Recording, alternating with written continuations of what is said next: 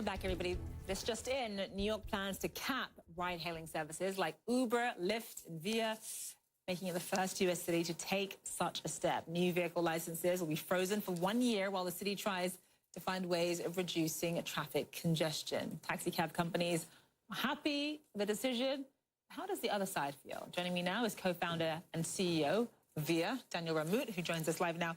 So, Daniel, obviously this is great news for the traditional sort of taxi companies, not so good news for the ride-sharing companies. A, what does it mean for riders, ordinary riders who rely on apps like Uber to get around the city? But what does it mean for, you know, the gig economy, drivers who actually rely on Uber and Lyft and Via to actually make money? So I think this is probably not great news for the riders, for consumers. I suspect that what's likely going to happen is that costs are going to rise. You know, effectively, we've sort of turned back the clock and tried to impose the original New York City medallion system on the ride-hailing companies, and we know that that didn't work out very well for us. It's not entirely clear why we think it would work very well here. And certainly for a company like Via, where our model is really focused on shared rides, we're trying to get multiple passengers into every vehicle, as many of them as we can.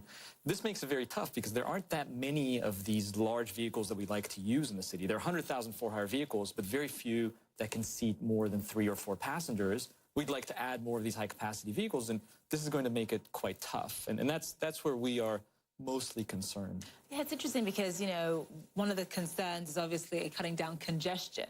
Right.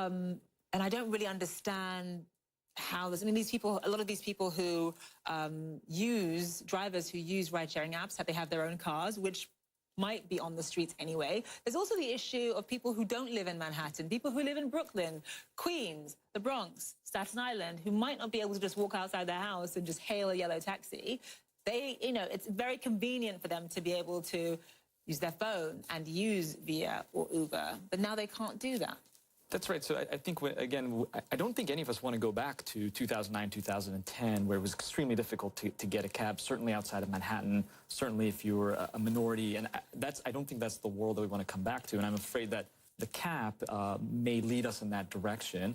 You know, I think for us, now that the vote has passed, we're trying to look forward and say, what can we do here? And I think one thing about this bill is that the TLC, the Taxi and Limousine Commission, has some discretion in approving new licenses. One of the things that we, at least at Via, are hoping they'll do is that, you know, given their authority that the council gave them, they will approve these high-capacity vehicles that we think are totally in line with the goals of the bill, which is to reduce congestion, get people more affordable rides, and those vehicles just help to do that.